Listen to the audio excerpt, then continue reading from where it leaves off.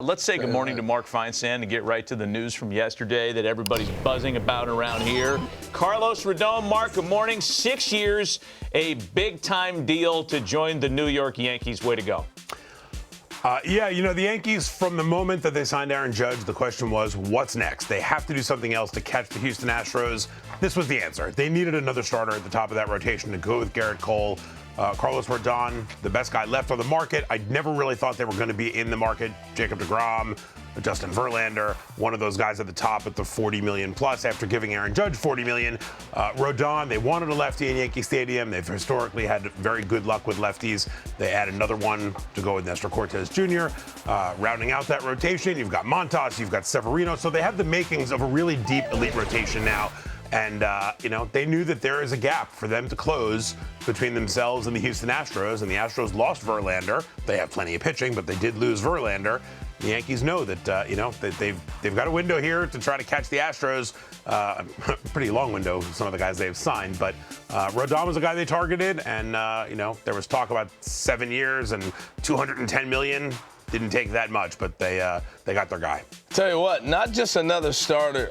Mark, I will argue that this is the best Yankee rotation in 3 to 4 years. I mean, this is a World Series type of run now. They weren't there. That's how big a piece he is.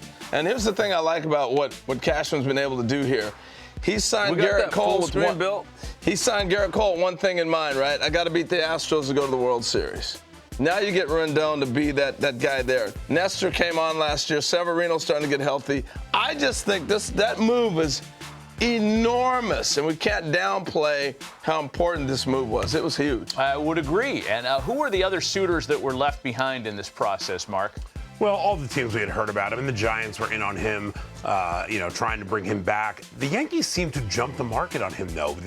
Even from the winter meetings, right when they signed Judge, it was, okay, Rodon's next. And I don't know if that scared some teams away, but I don't know that any team was super competitive in terms of where the Yankees were going. And, you know, there was some talk initially that the two sides were pretty far apart on where they were in the negotiations, but sort of like the Yankees came where they had to get with Aaron Judge, I think they had the same feeling in mind with Rodón. It was, you know, unless things get really out of hand, they weren't going to lose this guy. Hey, given the payroll constraints now, if there are such things in New York, we'll call them payroll commitments.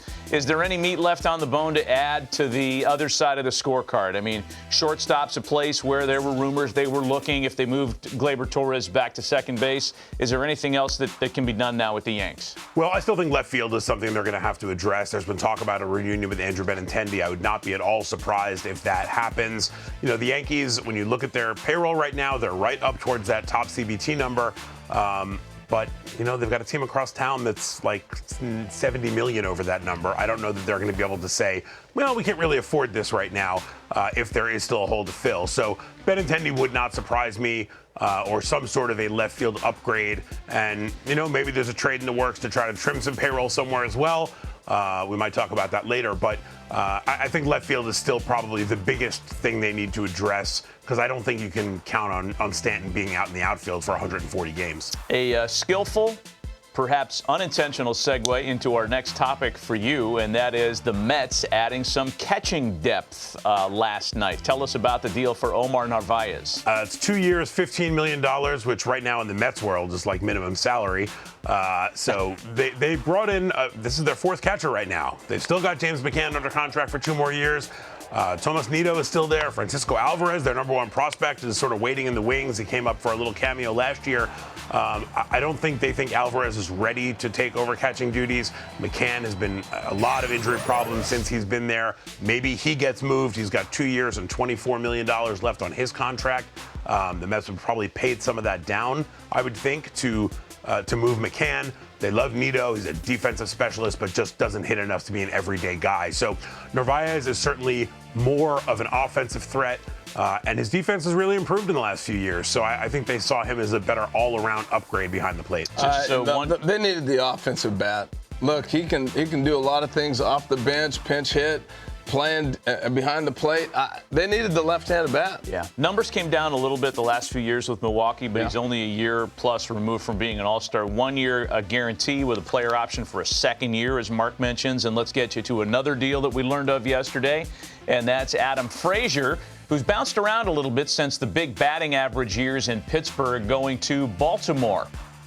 Yeah, the Orioles have been an interesting team to me because they came into the offseason saying we're going to spend some money, we need to add some guys, a couple pitchers, maybe a couple hitters, and they haven't really done that yet. And Adam Frazier, to me, is a good sort of buy low candidate. We've seen him have an all-star season. We've seen him be impactful, and he gives them some versatility. I think the plan is for him to play second base, but he can play some corner outfield if necessary. What's not to like? He's tremendous. Teams love these guys who can play all over the place, and I think Frazier is a good fit for a young team that, they can pivot in different directions depending on what they need from him. But, I think he's a good candidate to come into a young team where there's not as much pressure and try to deliver a better year. No offense to the remaining group of free agents that are still on the market, but I think we'd all agree that the really big fish have all jumped into boats before the Christmas break, which is exceptional. I mean, we don't have years like this very often. The exception there would be Dansby Swanson, who's still out there. And there are others. Again, no offense to the remaining free agents, but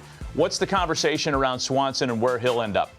The conversation around Swanson is that he's going to get paid more than people thought he would at the beginning of the offseason, which has been a conversation we've had around a few people, right? Xander Bogaerts, nobody predicted $280 million there. Correa, as good as he is, $350 seemed like a stretch.